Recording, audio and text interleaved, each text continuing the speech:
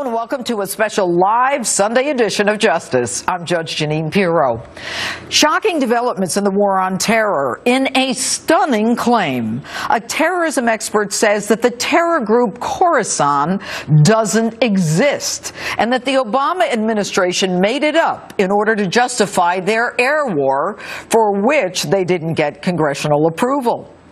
Andrew McCarthy writes, Obama gives us the Khorosan group. The who?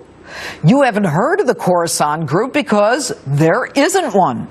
It is a name the administration came up with calculating that Khorosan, the Iranian-Afghan border region, had sufficient connection to jihadist lore that no one would call the president on it. The Khorosan group is Al-Qaeda. Could McCarthy be right?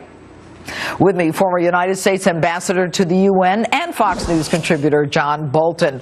All right, good evening, Ambassador. Khorosan, does it exist?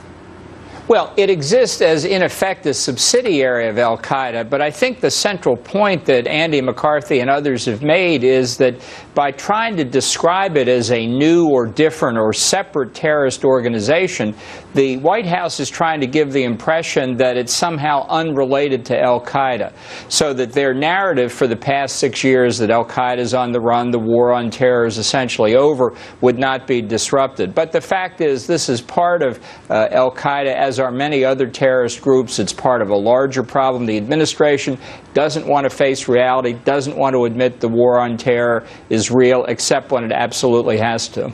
Okay, so they came up with the name supposedly because it involves a region near Afghanistan and Iraq? Well, along the areas where al-Qaeda has long been active, but I think the real issue here is not so much the name as it is the characterization of the group as being different from, separate from, not the same as the al-Qaeda that they've tried definitionally to limit over the past 6 years to a group in Waziristan or along the Afghan-Pakistan border.